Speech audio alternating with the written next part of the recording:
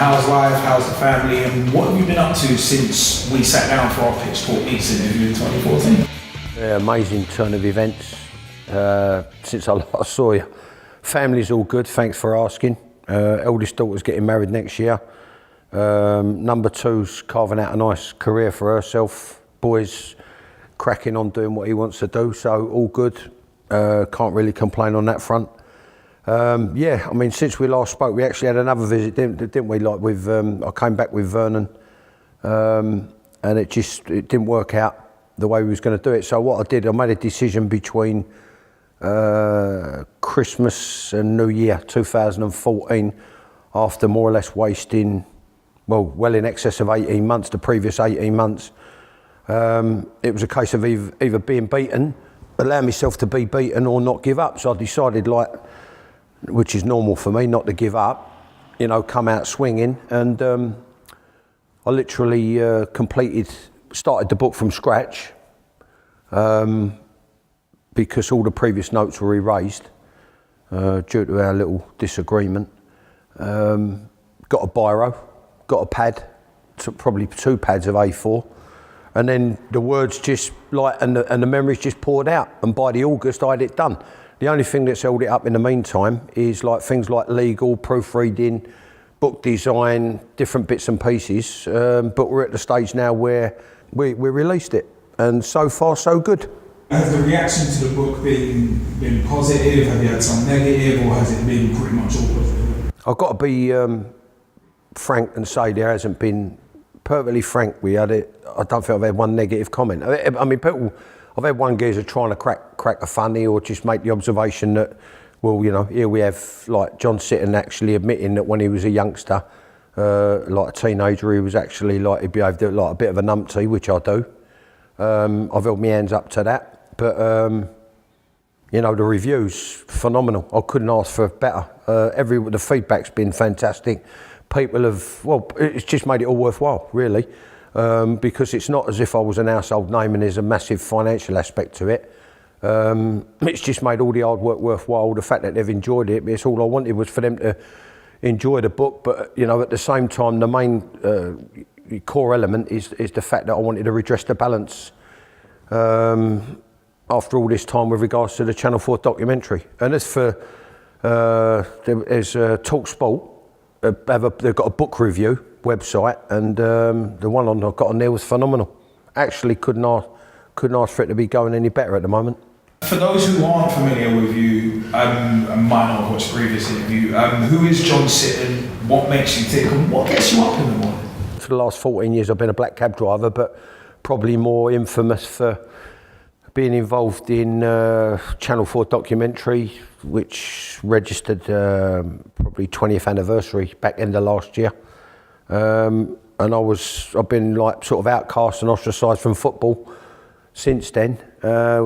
And obviously the chain of events since has given me a bit of a load down the pecking order, sort of sense of smugness with some of the stuff that's gone on. I basically got thrown out, and the game turned its back on me for doing what Gordon Ramsay does when someone burns a fillet steak. You know what I mean? Cares about what he's doing, passionate about the cause, and at the same time I was juggling 6 jobs. So you could say, I did have a lot of plates spinning. I weren't throwing any, I was just keeping them spinning. And yeah, so it's just a chance to redress the balance on all that. But, you know, I think in the book, like probably, I'll do it in chronological order. So more like the organic way I sort of came into football, as it were, and then what went on from there. We're here to discuss the new book. Yeah. Can you tell us a bit about how the project came about in a bit more detail, and what can we expect from the book?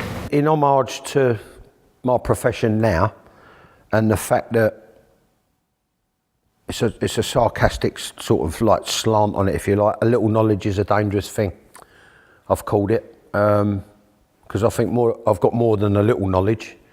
But, you know, people could be forgiven for thinking that like you had a little bit about you, and you managed to get into the coaching side of it, and you got a job, and then it shows what can happen when you do it under the wrong circumstances. I think I explained quite well the circumstances going on behind the scenes and what can happen, and how you can get your fingers burnt. And you know, it could very well end up being the only chance you get, which was like really a self-fulfilling prophecy for me.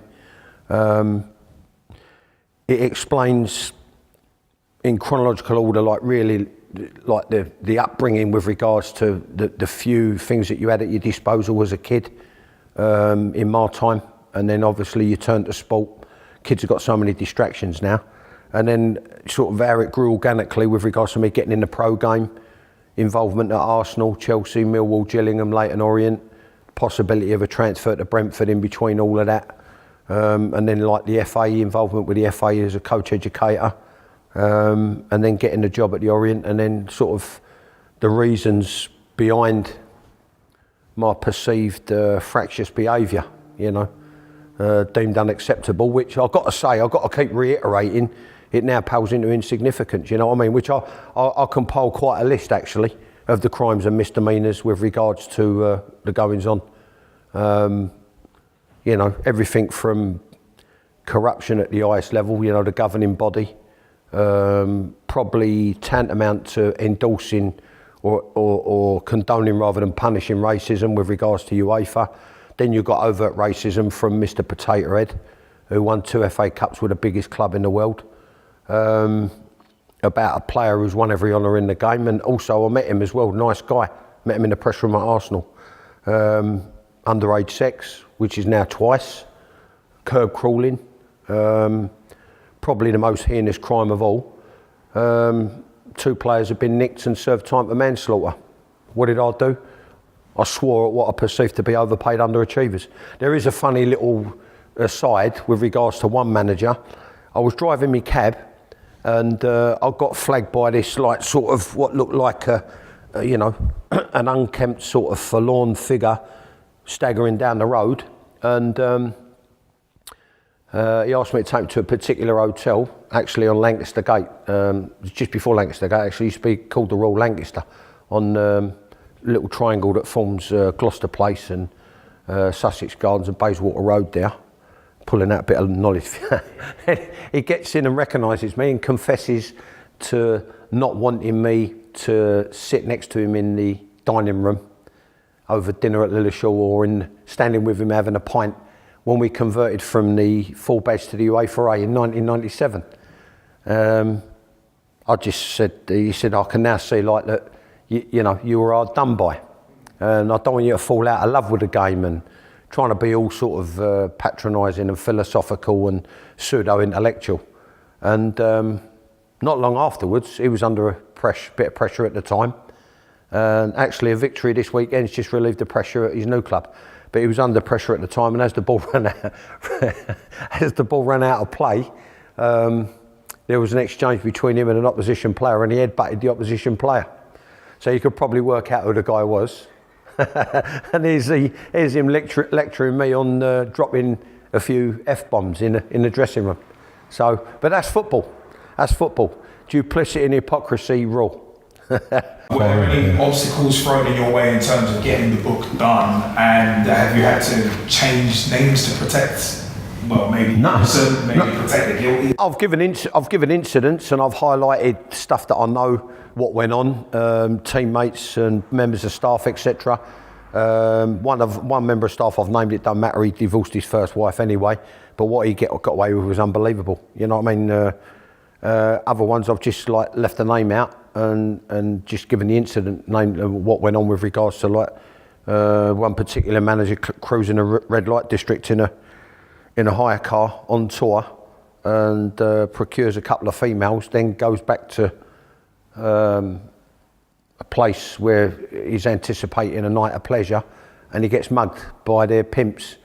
But I suppose you could put it down as a mugging, because he had to contact the club that he was manager of and ask them to replenish the lost funds, because it was meant to be dished out, which you get like money dished out to you when you go on tour, like for your day's expenses, and all the players' money had been taken. So like stuff like that, you know what I mean, like different goings on. Player, like when I went on tour, player, and he had met up with a female. We was in the hotel for a week on tour abroad, and he got his roommate to move out of the room. Sort of that guy. I mean, there's other books. I mean, like, I just thought, you know, it's been done to death, you know, letting fire extinguishers off in restaurants and, like, you know, different nefarious goings on with females. I was never into any of that sort of malarkey, you know what I mean? It might sound a bit boring, but yeah, so I left all that sort of stuff out, and I think what I've put in as well is like a few pearls of wisdom, you know, with regards to the goings on in the game over the last 20 years. I mean, in terms of what you said about obstacles, you name it, I've come across it. Obviously, I'm not an household name. When I was fishing around like journalists to see whether I could get some cooperation, a couple said, well, if you give me a lump sum up front, I'll help. A couple said, you know, you're not really that well known, I don't want to get involved. So then by chance, you know, I was offered help. And then for 2 or 3 reasons, it transpired that, you know, we ended up not being a joint project, and I had to go all the way back to the beginning again, because like the notes are on a computer and the person concerned erased the notes, or at least denied me access. But then having said that, after I think it was between 14 and 18 months where I was actually doing the book over Skype, and there was like basically 6 unfinished chapters really, you know. So obviously I was getting irate about that as well, and then I started to feel the pressure for like building up running up to Christmas 2014. I thought it was an unacceptable term of what was supposed to be 18 months work. And like I said, I just said, you know what, enough is enough. It's like anything in life. If you might have found out already, or you might end up finding out like one day with regards to something you want to do. The only way to get it done properly is to do it yourself. You know what I mean? So I just cracked on, did my shift in the cab, got home at between 12 and 1 in the morning, cracked on till 3 in the morning, 2 hours non-stop writing with a biro. You know what I mean? And I'm not computer literate. And people at Talk Sport were shocked. You know, and a couple of people said, like, read it, fabulous, really enjoyed it, great read. But I'm not connected enough to get like any sort of nomination, although I should, because I've read some crap, believe me, with regards to football. But all this like sports book of the year, you know what I mean, 100 shortly, I should breeze into that, you know what I mean, because of the feedback. You know, I'm overwhelmed by it, you know what I mean, and it's just from basically like an A4 pad or 2 and writing with a biro, because like I say, I'm not computer literate, and I just got somebody else to type it all up for me. And then, you know, we got, the end product was like 423 pages, 16 chapters, and like I say, touch wood, so far so good. The feedback's been phenomenal. You've got the chapters up on your brand new website. How did you come to the names of those chapters? Was it you had the idea for the name of the chapter, then you wrote, or was it you wrote the chapter and then came back and named it after? Great question, you know. I mean, I hope the people that, you know, that eventually do get to see this, you know, this is uncanny, because, you know, I want them to know that none of this is rehearsed. You've just sprung it on me, and it's just like my thought There's 4 things that really stir me. 4 things that really make me get emotional. 4 things that really, like, they get hold of me and that can get a reaction out of me, right? Family, food, football, not necessarily in that order. I would put family first, then football, then food, and then flamenco, right? So then by version, like if you go like expand on that, I've got a very eclectic taste in music, and then I thought to myself, how was I feeling? Or how do I feel while I'm writing this? Or how was I feeling at the time? And then I started to use like sort of word association with things like from my own very, very broad collection of music. Everything from like the Animals to the Mamas and Papas to the Bunny and the Wailers. I mean, all sorts of stuff. And I'm pulling out like these songs that relate, and they could probably describe better than I ever could how I was feeling, or how I felt at the time, or how I feel now towards it all. And it might be like the title, it might be the title and the whole song, it might be a line, it might be a verse, it might be the chorus. But it's like what you might call trying to shed light on my feelings and how I felt at the time, you know what I mean? And sometimes with a bit of sarcasm, to be honest. You know what I mean? Like I've done, there's a bonus chapter, Let Your Yeah Be Yeah, which is a reggae tune from when I was a kid. And I was mad for a bit of ska and reggae and all that. And when we was in the youth club, that was when it was all starting to come in and everyone was starting to integrate, because before that, it was a lot less enlightened times from the post-war generation, you know what I mean? Anyway, I put that in because like it's in relation to all the board meetings. And they were like, yeah, we're going to do your proper contract, you're doing a great job, you know, the way you're turning the club round and getting it organised from the bottom upwards, so the, you know, the pyramid in terms of how you should structure a football club, in my opinion. So what I've done is a little bit of a Mickey take, you know, called that chapter Let Your Yeah Be Yeah. So like little things like that, word association.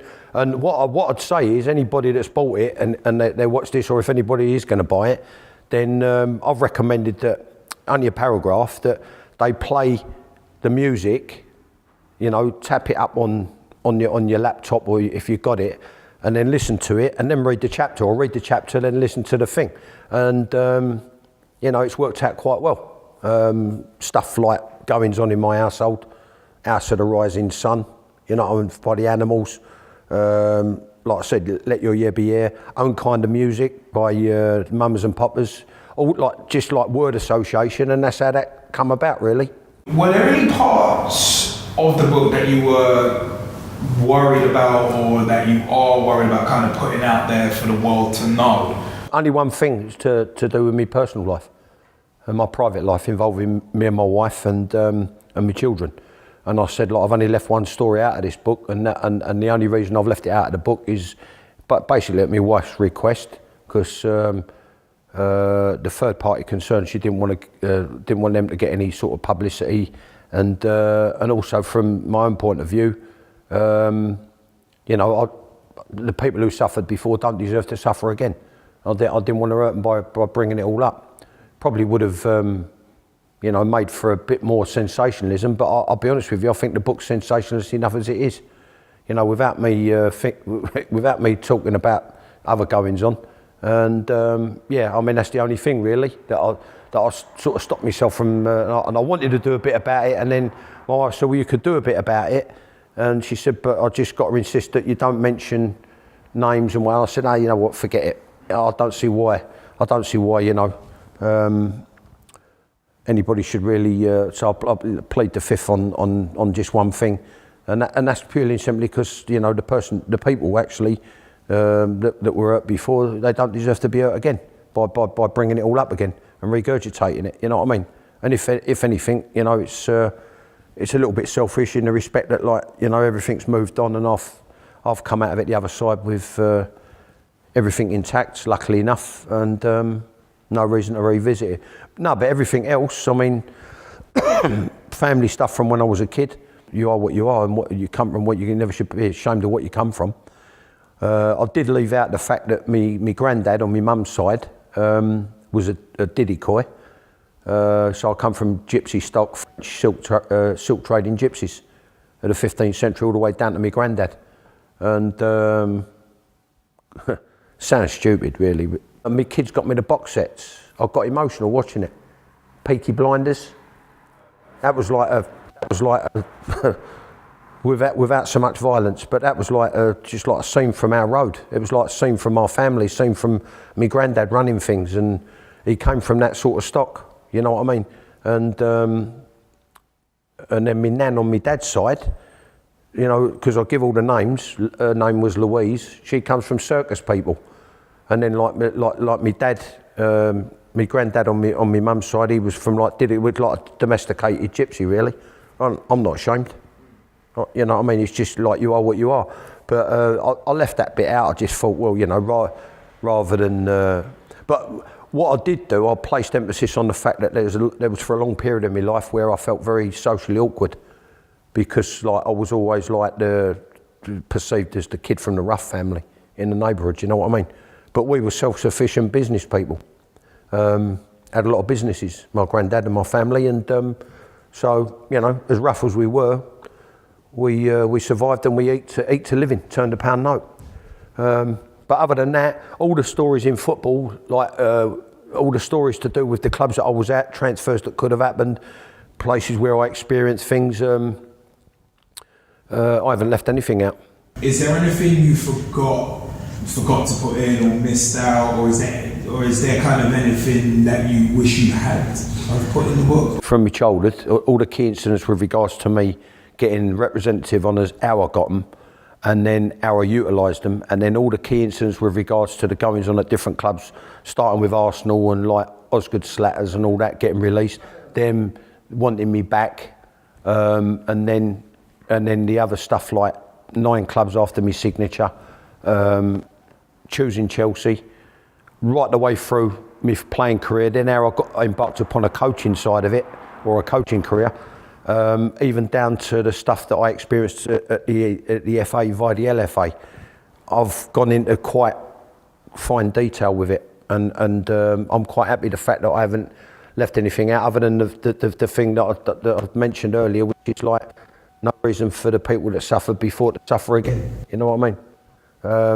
I could be sensationalist now and talk about it, but it probably defeats the purpose of leaving it out of the book. How much time and money would you say has gone into doing the book, and has the process been what you expected? Was it more than you expected? Was it a little less intense? I found it quite pleasurable, to be honest. It's got very sort of, I suppose, what's the posh word, cathartic. You know what I mean? Just like this outpouring of getting it all off my chest. It felt like, actually I felt like it for quite a while. Probably really hope I'm not tempting any sort of fate, you know, like it's quite an happy time in my life now. I've just started, it don't look like it, but I've just started to go back to the gym, and I'm just starting to get stuck in doing more stuff away from just getting up and going to work every day. Things seem to be great with the kids. Me and my missus are in a good place. It's been like really cathartic, and it's just been like a massive weight lifted off my shoulders. Not through anything I've done, just like the type of human being or the type of person I am, how I'm perceived. You know what I mean? If someone's got a problem with me and I think I'm right, then I'll argue all day long. If someone wants to confront me, very rarely in my life, I've never backed down from a row. If I think I'm in the right, I've got to stand my ground. But if people like have just seen a snippet like they did, and it's like 20, let's say from the age of 12 when I was at Arsenal, right? From the age of 12 until I was 35. So you're looking at 23 years solid in and around a professional environment, washed away in a 53-minute documentary, taking into account 7 minutes for adverts. You know what I mean? Then I've got to say, now, whoa, hold on. I want to explain to you, I'm out of order, like to you as in like any football supporter that can be bothered, right? And particularly, you know, closer to home, like with regards to the club that I was working at. If you can be bothered to listen, having seen that and made a snap judgment on me, then, you know, I'd like to explain to you the goings on behind the scenes and all these balls that I was juggling and the 6 jobs that I was doing that contributed to my frustrations that, you know, ultimately manifested themselves in me flipping my lid. But if you actually look at it again, you'll see that what I was saying was quite lucid. You know what I mean? And relevant to the situation at the time. It wasn't just aiming cups at people and kicking boots in people's eyes and, you know, for trays of sandwiches and all that carry on. I've never done that. And the manager before me, he actually clumped a couple of players. You know what I mean? It never came to that. And I wouldn't have done it anyway. What I was just doing, I was just challenging their ego as sportsmen, their personal pride as men.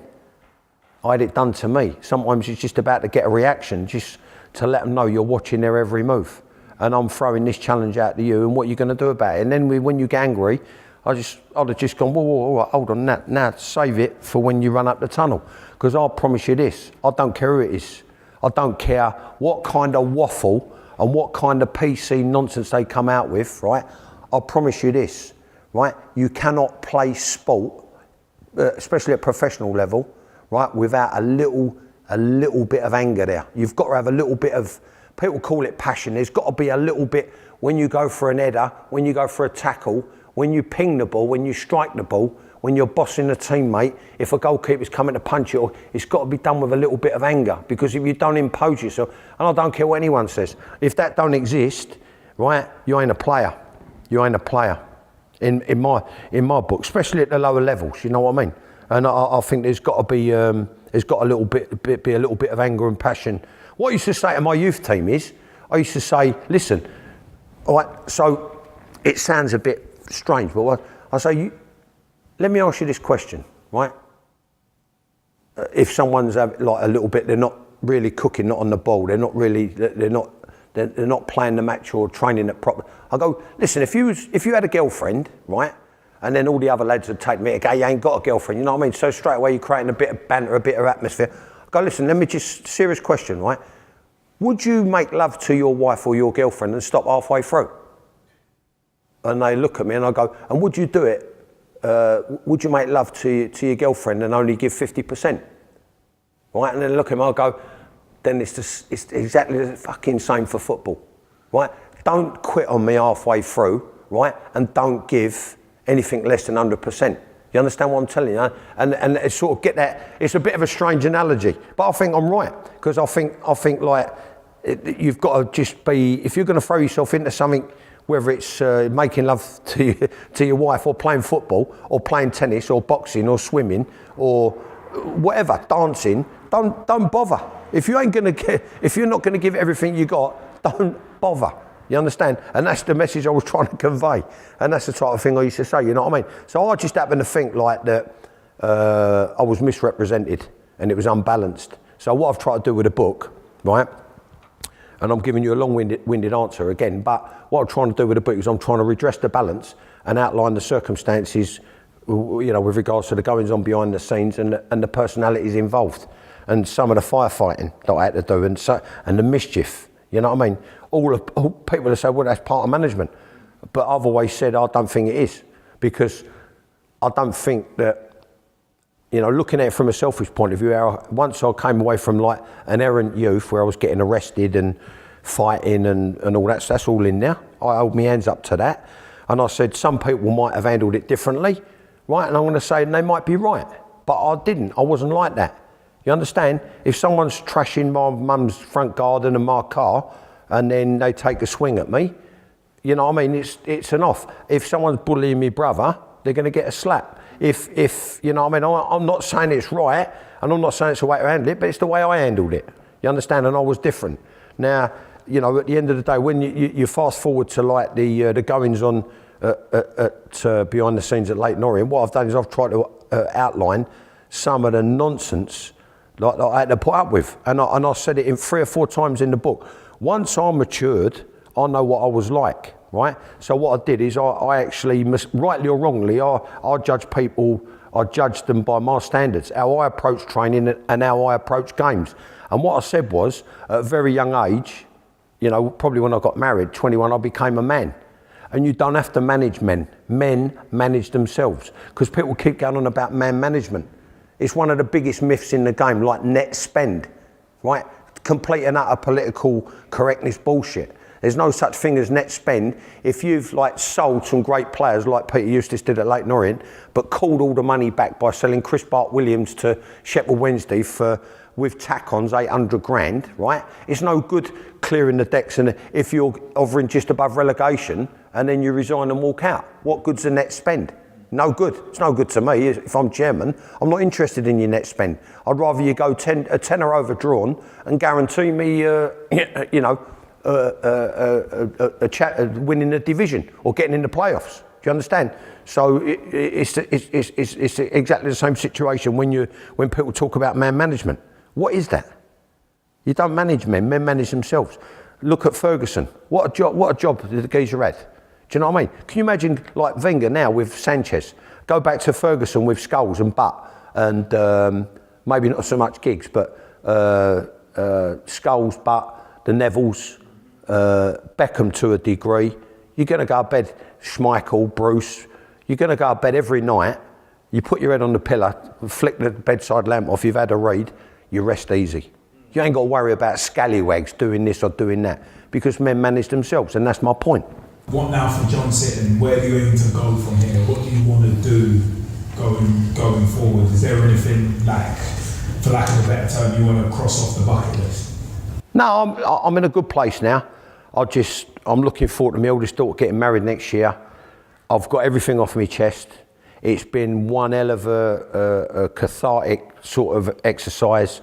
It's been like a big weight lifted off my shoulders. I feel more, I'll be honest with you, they've probably noticed it indoors, I feel more light-hearted now.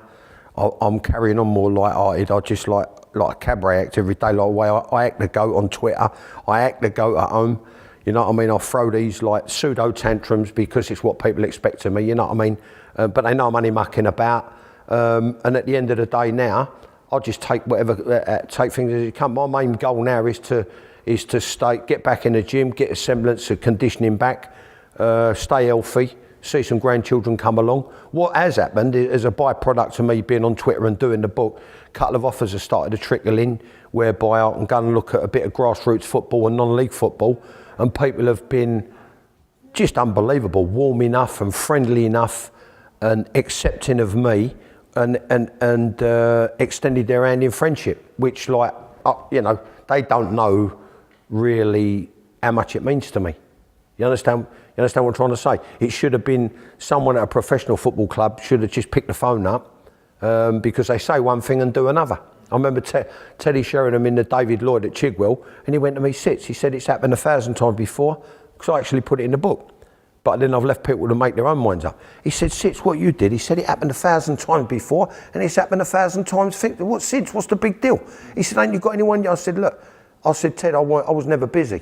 I was never what we call busy. In the game, we used to go, he's busy. Look at him hovering around the manager and around the coaches and whatever. And either that or you've got to be really friendly with someone high profile who gets a job. You're a slightly lesser name or a much lesser name, and you might apply your trade in the lower divisions like I did. But what happens is, like, your mate who gets the job takes you with him because he knows you're qualified. That's the main thing. He knows you know the subject matter, and you've got the personality and the charisma and what I've always said, the imagination to be a good coach. And he trusts you, and so he employs you. He said what he said, but I never expected a call when he got the manager's job at Stevenage, because it don't work like that. Do you know what I mean? But instead of the likes of them saying, you know, come in, let's forget what's happened, let's bury it, let's look to rehabilitate you and integrate you back in, it's been done. The hand of friendship's been extended at non-league level. So I'm just going to go to a few games, and if someone asks me opinion, what do you think of this, what do you think of that? You know, I'll probably bat it back and say, well, what do you want to get out of it? How profound do you want to be? How deep do you want to go?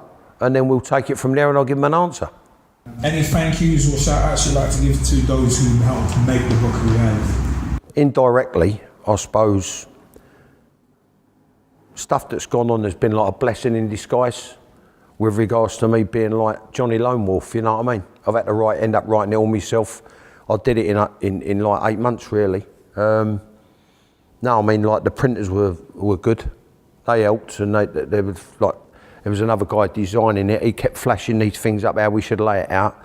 He was different class, but really, I suppose the main things are my family, my wife and 3 kids, because, like I said, I'm not computer literate. I've driven them mad for what's like 2 years now.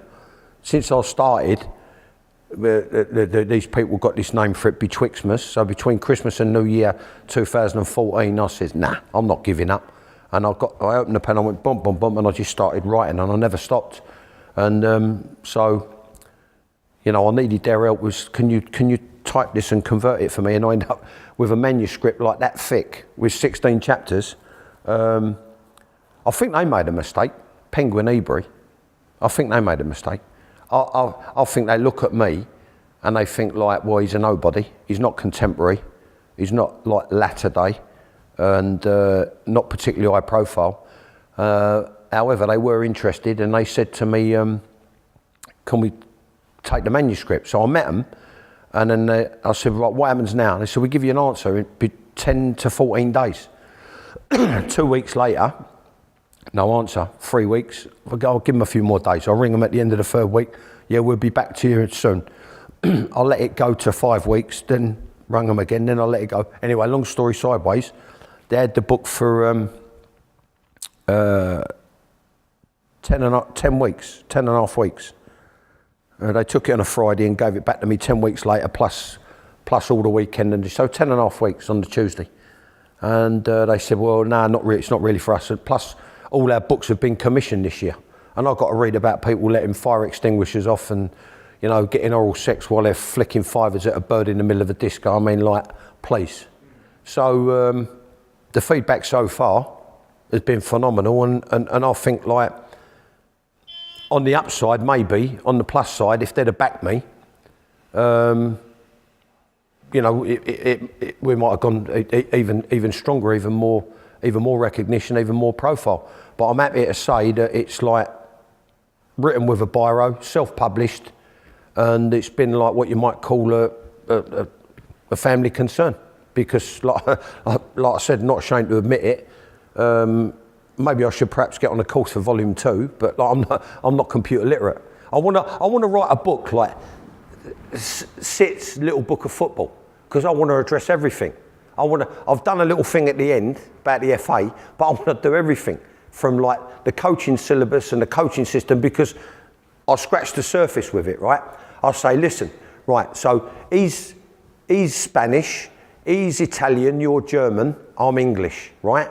But we're all even, because when it comes to physiology and anatomy, plyometrics, stretching programs, diet and nutrition, health in young players, as in like rest and recuperation, blood test readings, blah, blah, blah, blah, blah, blah. We're all even. Everyone, there's no one that's really got the jump on anyone else. You know what I mean? It's all this like Nike, in the Western world, it's all this Nike Sports Science Centre, whatever, right? The world and his wife now think they know about sports science. So let's just say we're given the benefit of the doubt and we say they do, right? Don't matter what nationality. That says to me now, right? Because we ain't won anything for 50 years, we got the European Championships, I think 68, we got spanked by Yugoslavia. Then you've got to fast forward to 90, right, with Robson, and then again to Venables in 96. And then we got cheated in 98. I think Oddle could have done something. We got cheated. Then he opens his mouth and comes out with a load of cobblers.